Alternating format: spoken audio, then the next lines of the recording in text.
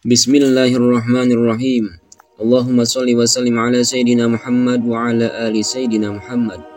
Sobat Ababil Channel yang dirahmati Allah, dikisahkan pada zaman dahulu hiduplah seorang yang bernama Barsiso.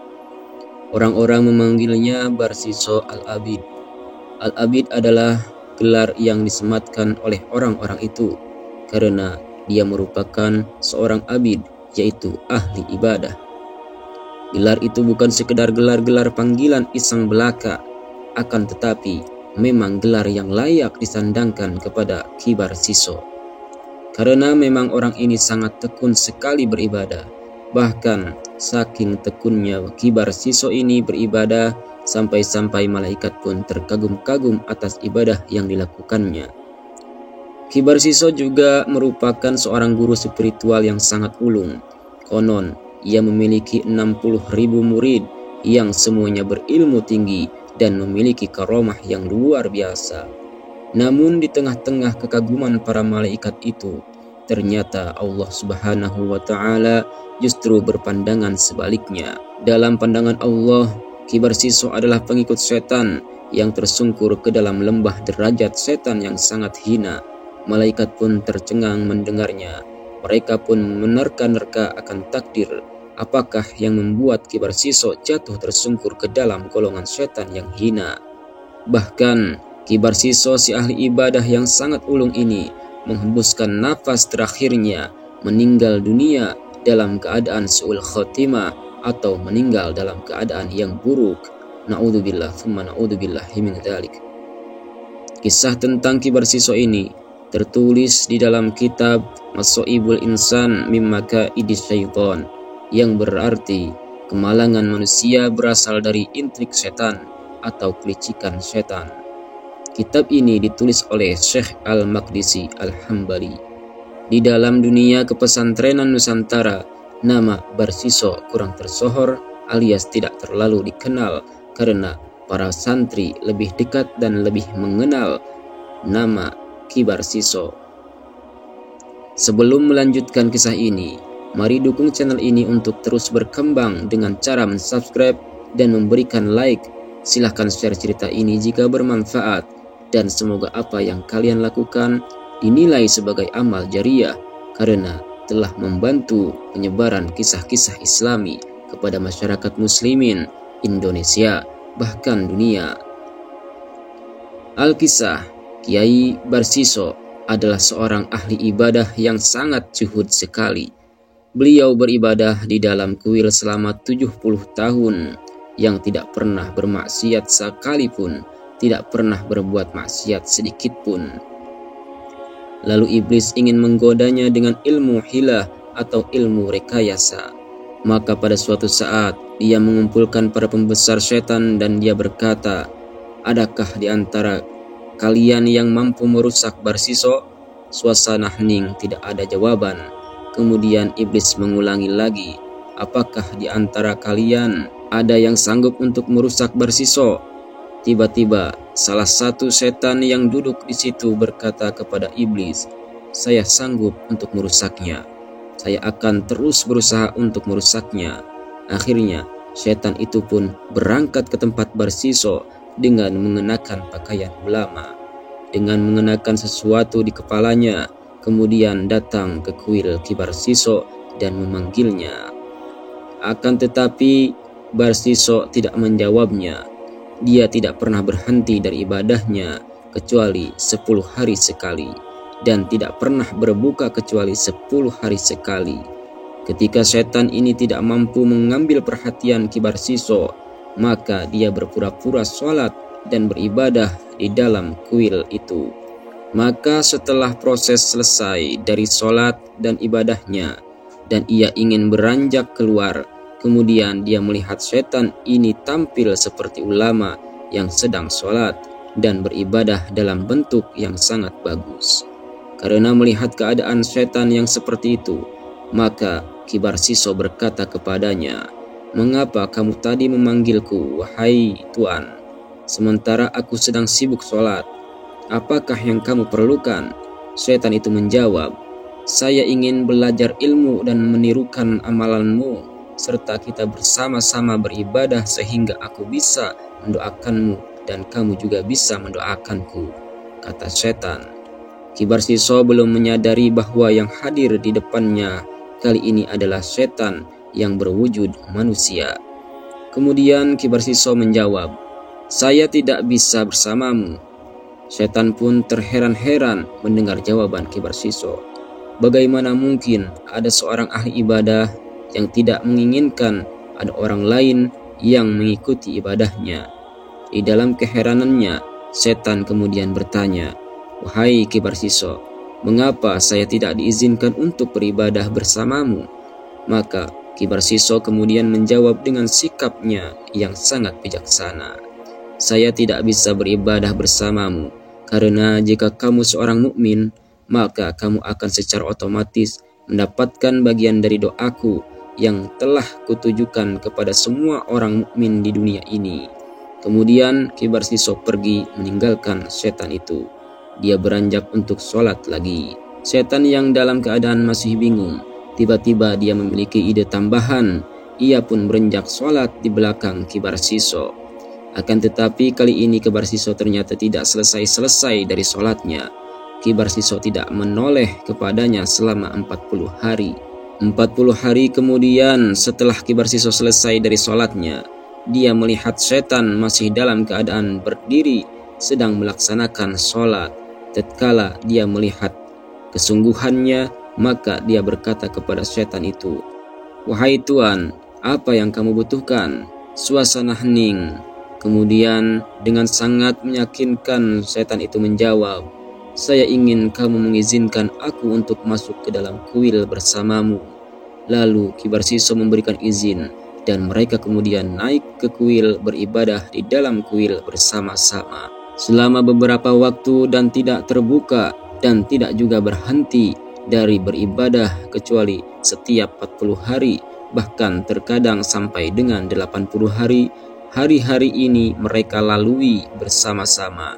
Hingga akhirnya hati Kibar Siso pun menjadi luluh. Dia takjub melihat kesungguhan setan berwujud manusia ini dalam beribadah. Kibar Siso merasa sangat rendah hati di hadapannya dan dia sangat kagum terhadap kehebatan setan berwujud manusia ini dalam beribadah. Kemudian setan lama beribadah bersama-sama dengan Kibar Siso. Setan itu akhirnya berpamitan kepadanya, "Wahai sahabatku, aku ingin berpamitan kepadamu. Terima kasih sudah menemani hari-hariku di sini. Terima kasih juga sudah mengajariku ibadah-ibadah yang kamu lakukan. Akan tetapi, karena keadaan, maka aku harus pergi, sahabatku. Sebelum itu, aku ingin bercerita kepadamu bahwa aku mempunyai teman lain selain kamu. Dia adalah seorang ahli ibadah yang sangat tekun. Dia beribadah berhari-hari, bahkan bertahun-tahun. Aku sangat mengaguminya. Akan tetapi setelah aku belajar denganmu, maka aku merasa bahwa kamu itu lebih baik daripada dia. Dalam segala hal, tidak hanya dalam ibadah saja." Kibar Siso pun yang dipuji setinggi langit, dia merasakan sesuatu di dalam hatinya. Ada sesuatu yang dia rasakan dengan bangganya. Dia pun tidak mau berpisah dengan sahabatnya itu. Karena dia sudah dianggap jauh lebih baik ibadahnya dibandingkan dengan temannya itu. Pada saat perpisahan, setan pun berkata kepada Kibar Siso, "Wahai sahabatku, aku punya doa-doa yang ingin aku ajarkan kepadamu, dan itu lebih baik daripada yang sekarang kamu lakukan. Dengan doa itu, kamu akan bisa menyembuhkan orang yang sakit, kamu akan membantu orang-orang yang terkena musibah, bahkan kamu bisa menyembuhkan orang yang gila." Kibar Siso ditawari seperti itu. Dia menjawab, "Wahai sahabatku, aku mohon maaf tidak bersedia menerima doa pemberianmu, karena aku khawatir itu nanti akan menyibukkanku, dan aku pun takut kalau orang-orang nanti tahu kalau aku bisa mengobati mereka. Ini akan membuatku sibuk sehingga waktu untuk beribadah kepada Allah berkurang." Demikian kata Kibar Siso. Tetapi setan itu makhluk yang tidak kenal putus asa untuk menggoda manusia. Dia terus melancarkan jurus-jurus menggoda Kibar Siso hingga kemudian setan berkata, "Wahai Kibar Siso, sesungguhnya ibadahmu sekarang itu hanya ibadah sama Allah saja. Hablum minallah, berhubungan dengan Allah.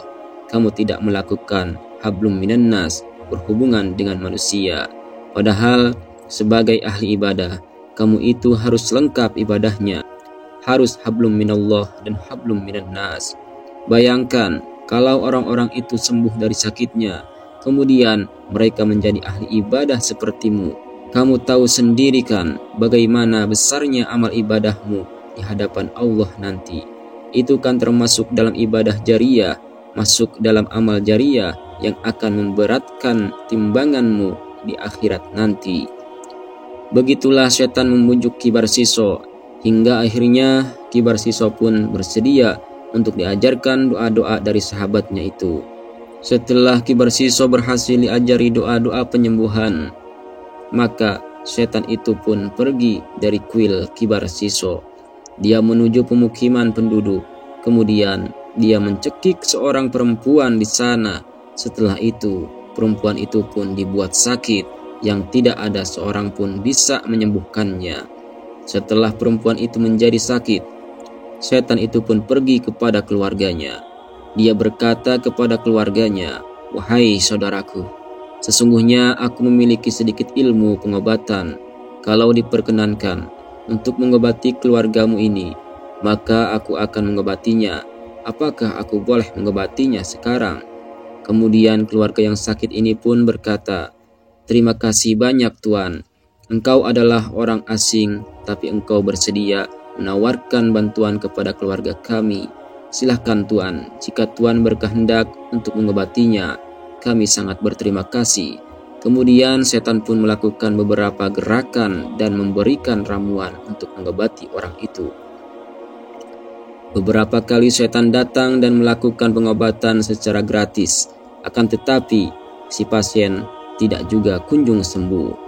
Kemudian setan berkata kepada keluarga orang yang sakit ini, "Wahai saudaraku, aku sudah berupaya sekuat tenaga, akan tetapi mohon maaf, saya tidak kuat menghadapi jin yang ada di dalam tubuhnya.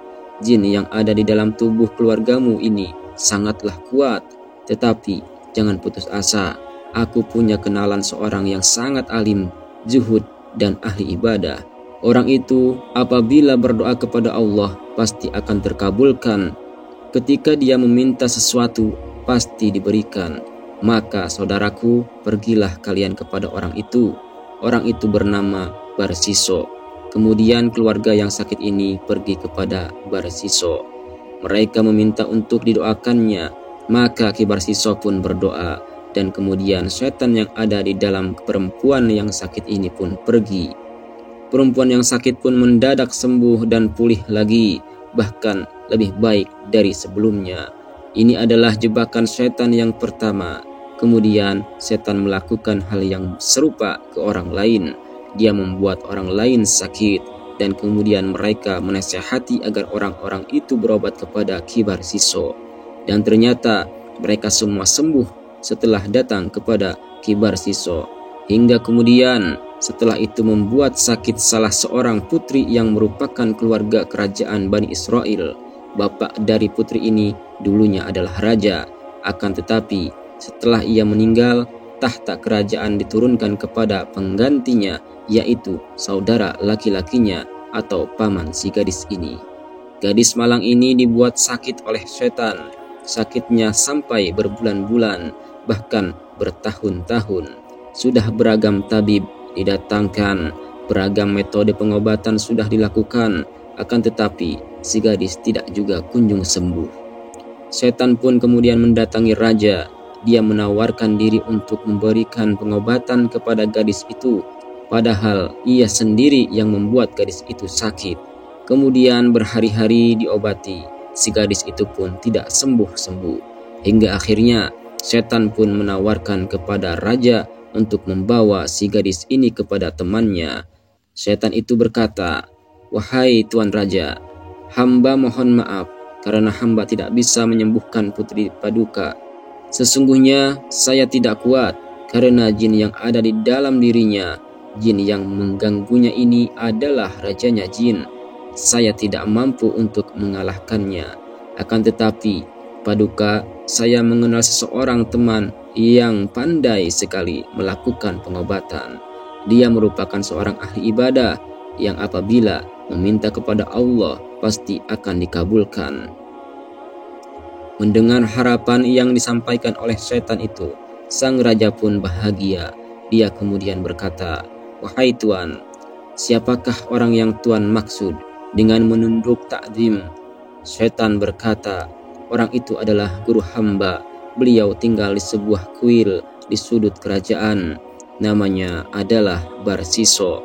Sang raja pun terperanjat mendengar nama Barsiso karena mereka begitu mengenal Barsiso. Ki Barsiso adalah seorang ahli ibadah. Kemudian mereka berkata, "Wahai Tuan, bagaimana bisa dia mengabulkan permintaan kami, sementara dia itu disibukkan oleh sesuatu yang lebih agung daripada dunia dan isinya. Dia sibuk untuk beribadah kepada Tuhan." Setan pun kemudian menjawab, "Begini Paduka, saya memiliki cara bahwa Paduka harus membangun sebuah kuil yang dekat dengan kuilnya. Jika nanti ternyata Ki Barsiso menerima untuk mengobati putri Tuan, maka itu adalah berita gembira buat kita. Akan tetapi jika ternyata Barsiso tidak menerima, maka kita letakkan putri Tuan di dalam kuil baru ini. Kemudian kita katakan kepada Barsiso bahwa gadis ini ditinggal di dalam kuil sebagai titipan kepada Barsiso, sebagai amanat kepada Ki Barsiso untuk menjaga dan menyembuhkannya. Maka Ki Barsiso akan menjaganya dengan baik." Atas saran itu, berangkatlah keluarga kerajaan menuju kuil Ki Barsiso. Mereka memohon kepada Barsiso agar bersedia mengobati putrinya. Akan tetapi, sesuai dengan dugaan awal, permintaan mereka ditolak. Bahkan mereka dilarang membangun kuil sebagaimana yang diperintahkan oleh setan itu. Diam-diam, setan dengan segala kelicikannya memberikan bisikan kepada raja untuk meninggalkan putrinya di kuil tempat baru Ki Barsiso beribadah. Dan raja pun berkata kepada Ki Barsiso, "Wahai Guru Barsiso, gadis ini adalah putri kami, maka tolong kami amanahkan kepada engkau untuk mengobati dan menjaganya." Setelah itu, raja dan pasukannya pun pergi meninggalkan tempat itu, sementara putrinya ditinggalkan di dalam kuil Barsiso. Setelah sholat, Ki Barsiso melihat seorang gadis yang berparas sangat cantik berada di dekatnya. Pertama kali, Ki Barsiso masih tidak menghiraukannya. Dia tetap fokus beribadah dan membiarkan gadis itu. Namun, perasaan iba itu muncul. Ki Barsiso kemudian mendekati gadis itu. Dia mengamatinya mulai dari kaki sampai kepala. Diulangi lagi dari kaki sampai kepala. Dilihatnya semua bagian si gadis ini dengan sangat teliti. Tiba-tiba saja tasbih yang ada di tangan Ki Barsiso terjatuh. Ki Barsiso mulai tergoda terhadap si gadis ini. Lalu setan muncul dan mengganggunya. Dia mengingatkan kepada Ki Barsiso bahwa dia telah mengajarkan doa penyembuhan kepadanya. Ki Barsiso pun berdoa dengan doa yang diajarkan setan. Hingga kemudian setan yang ada di dalam tubuh si gadis ini pun keluar. Dan gadis itu pun sembuh dari sakitnya. Setelah si gadis itu sembuh, Ki Barsiso mulai sholat lagi. Dan kemudian setan itu pun datang lagi dan mengganggu gadis itu lagi. Tiba-tiba secara tidak sengaja pakaian yang dikenakan oleh gadis itu terbuka, tersingkap bajunya. Kemudian setan memberi bisikan kepada Ki Barsiso, "Wahai Barsiso, kamu sudah beribadah sangat lama di kuil ini dan kamu tidak pernah memanfaatkan hak kamu untuk bersetubuh dengan seorang wanita. Maka gaulilah gadis itu dan setelah itu kamu bisa bertaubat. Allah pasti akan menerima taubatmu. Lawang ibadahmu itu sudah sangat lama. Pasti permintaan maafmu akan diterima oleh Allah kalau kamu bertobat nanti." Setan pun ternyata berhasil menggoda Barsiso. Barsiso kemudian menggauli gadis tersebut. Kegiatan tersebut pun dilakukan berkali-kali hingga akhirnya gadis itu pun hamil dan mulai kelihatan kandungannya. Perutnya mulai membesar dan mulai terlihat dari luar. Maka kemudian setan pun berkata kepada Ki Barsiso, "Waduh, celaka kamu Barsiso. Kalau sampai perbuatanmu ini diketahui oleh kerajaan, kamu akan dalam bahaya Barsiso. Bisa-bisa kamu dipenggal di alun-alun. Hancur sudah reputasimu sebagai ahli ibadah yang sudah kamu bangun 70 tahun." Mendengar perkataan setan, Barsiso pun gelagapan. Dia bingung tidak karuan. Kemudian dia meminta saran kepada setan apa yang harus dia lakukan. Setan pun memberikan saran kepada Ki Barsiso, "Kamu harus membunuh gadis itu dan juga bayi yang ada di dalam perutnya. Setelah itu kamu bisa bertobat. Apabila keluarganya nanti menanyakan, katakan saja pada mereka kalau gadis itu dibawa kabur oleh setan yang telah mengganggunya dan kamu tidak kuasa untuk melawannya. Pasti mereka percaya." Maka kemudian setelah itu Ki Barsiso masuk ke tempat gadis itu dan dia membunuhnya. Lalu dikuburkan di lereng gunung tepat di bawah kuil.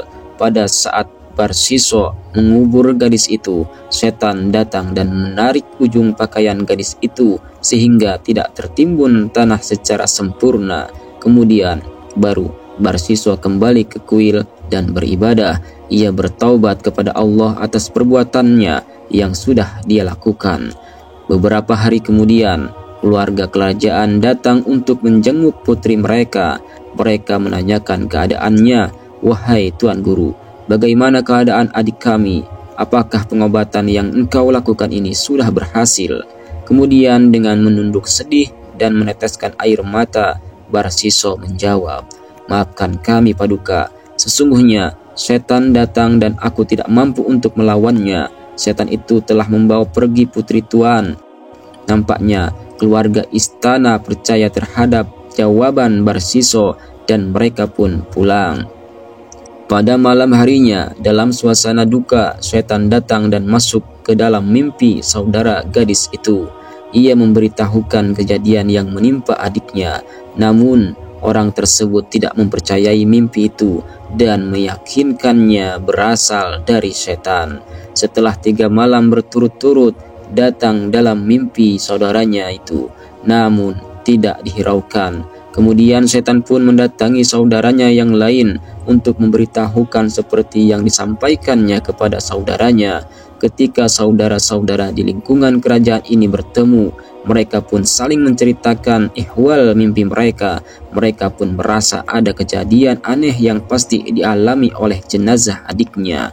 Mereka pun merasa bahwa mimpi yang mereka alami bukan hanya mimpi biasa, akan tetapi isyarat yang akan membuka fakta tentang apa yang dialami oleh almarhum adiknya. Lalu setan mendatangi mereka lagi dan memberitahukan tempat dikuburnya saudara mereka. Tempat itu ada di lereng gunung di bawah kuil dengan tanda yang sangat khas, yaitu ada ujung pakaian yang masih terlihat. Diam-diam keluarga kerajaan mengirimkan utusan untuk mendatangi tempat tersebut, dan ternyata tempat tersebut benar-benar ada. Mereka berhasil menemukan tempat dikuburkannya putri kerajaan itu. Keluarga kerajaan tentu saja sangat murka dengan kejadian yang menimpa putrinya. Mereka sangat marah sekali dan mengirimkan pasukan untuk menghancurkan kuil Barsiso. Raja pun memerintahkan untuk menangkap dan membawa Ki Barsiso ke kerajaan dan akan mengadilinya.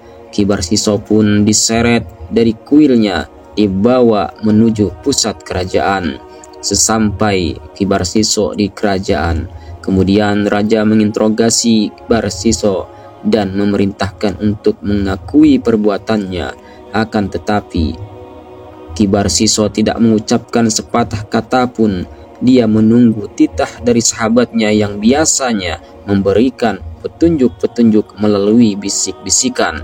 Hingga kemudian yang ditunggu-tunggu pun datang memberikan petunjuk melalui bisikan. Bisikan itu sangatlah lembut sekali di telinga Ki Barsiso. "Wahai sahabatku, tenanglah kamu di sini. Kamu sudah membunuhnya, akan tetapi kamu juga sudah bertobat kan? Sekarang akui saja perbuatan itu. Kalaupun kamu nanti dihukum mati, kamu pasti akan masuk surga. Tapi percayalah wahai sahabatku, aku pasti akan menyelamatkanmu. Bukankah selama ini sudah berkali-kali aku selamatkan? Bukankah selama ini nasihat-nasihatku sudah menyelamatkanmu?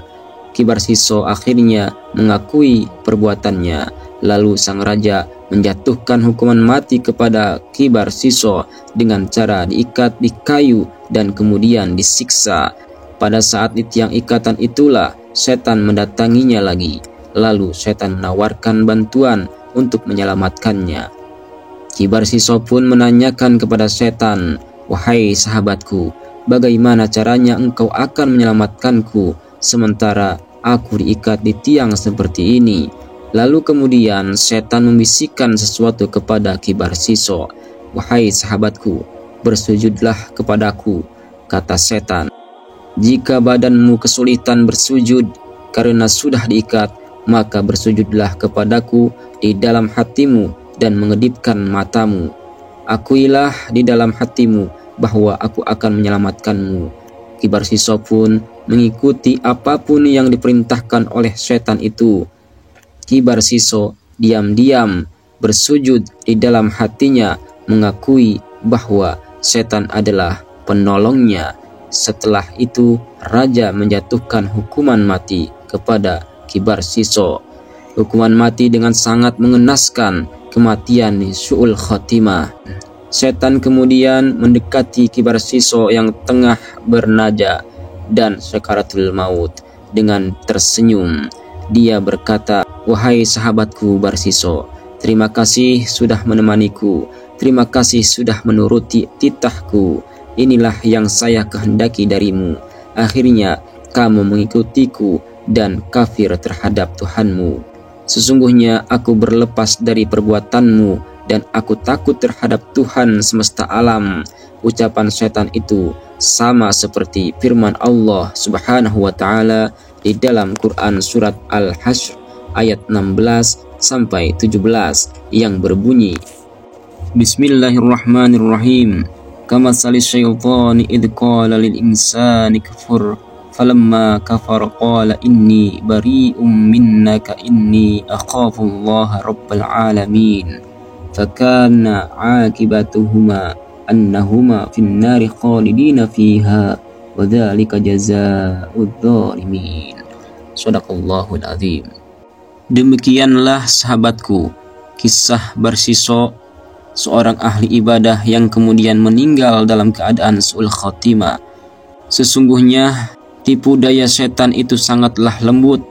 Jangan mudah terpancing, jangan mudah terjebak dengan bujuk rayu setan.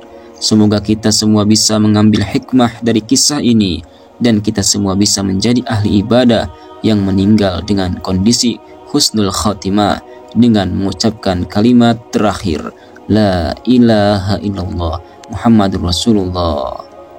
Wallahu a'lam bishawab. Assalamualaikum warahmatullahi wabarakatuh.